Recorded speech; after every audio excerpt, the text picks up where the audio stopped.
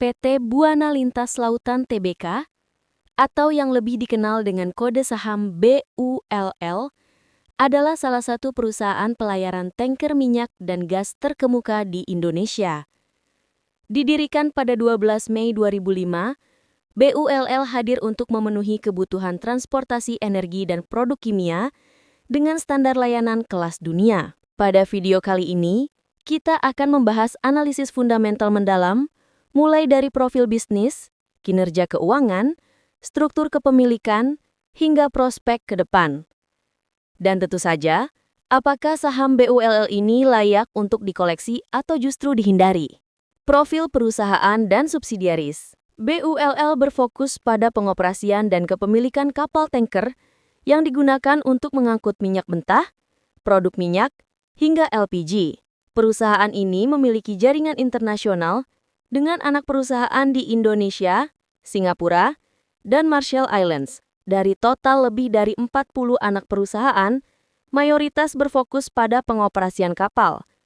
Beberapa yang terbesar adalah PT Mahameru Nusa Mentari, total aset lebih dari 117 juta USD, PT Safir Maritime, sekitar 83 juta USD, PT Nusa Bakti Jaya Raya, sekitar 81 juta USD, Swordfish Maritime Limited berbasis di Marshall Islands, 57 juta USD, Thundercat Maritime yang baru beroperasi tahun 2020, 36 juta USD.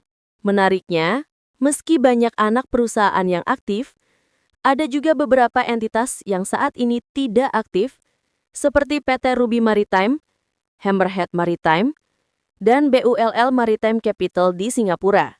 Struktur ini menunjukkan strategi BULL untuk fleksibel, memisahkan kepemilikan dan pengelolaan kapal pada masing-masing entitas. Struktur kepemilikan saham. Mayoritas saham BULL dimiliki oleh publik dengan porsi 64,94% atau sekitar 9,17 miliar lembar saham. Sedangkan memegang saham terbesar lainnya adalah PT Delta Royal Sejahtera, 19,09%, PT KB Valburi Sekuritas, 7,50%, PT Danatama Capital Investama, 2,68%. Hal ini menunjukkan bahwa BULL memiliki free float yang cukup besar, sehingga likuiditas saham di pasar tergolong baik. Namun, investor institusi masih memiliki pengaruh signifikan dalam pergerakan harga saham. Performa harga saham. Per 22 September 2025, harga saham BULL ditutup di Rp 188, naik 3,87% dibandingkan hari sebelumnya. Jika kita melihat performa dalam 6 bulan terakhir, harga saham BULL naik 66,37%, dan sejak awal tahun atau year to date, sudah naik 56,67%. Namun jika kita tarik data 5 tahun ke belakang, saham BULL masih turun 37,75%. Ini berarti, meski dalam jangka pendek terlihat menguat, secara jangka panjang tren masih belum sepenuhnya pulih. Kinerja keuangan. 1. Pendapatan dan laba. Selama 12 bulan terakhir atau TTM, BULL mencatat pendapatan sebesar Rp2,128 triliun, namun ini turun sekitar 18,13% secara tahunan. Pada kuartal kedua 2025, revenue tercatat 506 miliar, turun dari 618 miliar di kuartal kedua 2024. Ini menunjukkan adanya tekanan pada permintaan jasa transportasi energi.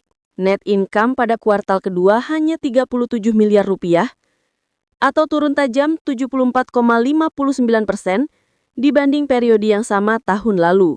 Tren profitabilitas. Gross profit margin BULL saat ini berada di 26,56%, sementara operating profit margin 21,63%. Namun, net profit margin hanya 7,34%. Margin yang tipis ini membuat perusahaan sangat sensitif terhadap perubahan biaya bahan bakar dan tarif pengangkutan. Laba bersih historis. Jika kita melihat data historis, BULL mengalami fluktuasi yang cukup ekstrim. 2020 menjadi tahun terbaik dengan laba bersih 525 miliar rupiah.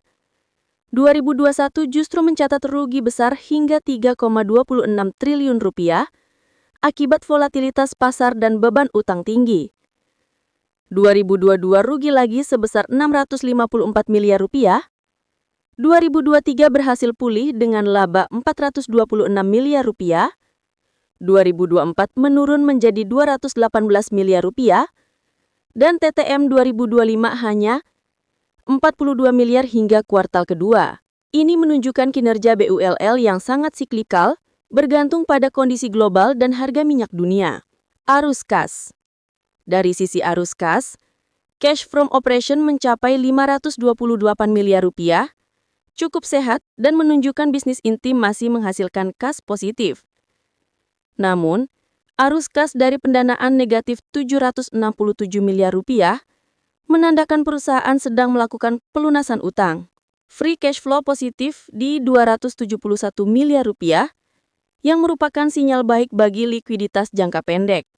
Neraca keuangan dan solvabilitas. Total aset BULL saat ini mencapai 5,31 triliun rupiah dengan total liabilitas 2,58 triliun rupiah. Perusahaan masih memiliki ekuitas positif 2,68 triliun rupiah.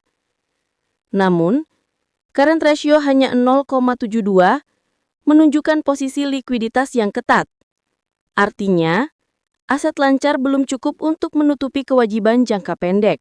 Debt to equity ratio berada di 0,64, yang masih tergolong moderat. Tetapi Altman Z-score negatif 1,10, memberikan peringatan potensi resiko keuangan. Valuasi saham. Dengan harga saat ini Rp188, BULL memiliki market cap sekitar 2,65 triliun rupiah. Price to book value 0,99, hampir sama dengan nilai bukunya. Price to sales 1,25, sedikit di atas rata-rata sektor. EV to EBITDA 5,10 menunjukkan valuasi relatif menarik. Namun, PE ratio berbasis TTM sangat tinggi di 62,8 kali karena laba bersih yang turun tajam. Jika menggunakan annualized EPS, PE turun menjadi 9,94 kali, lebih sejalan dengan industri, prospek, dan risiko. Prospek BULL ke depan sangat bergantung pada permintaan energi global, terutama minyak dan gas di kawasan Asia. Jika harga minyak stabil dan aktivitas ekonomi meningkat, permintaan jasa pengangkutan tanker berpotensi tumbuh. Ditambah, BULL memiliki armada yang kuat dan jaringan internasional. Namun, ada beberapa resiko besar yang harus diperhatikan.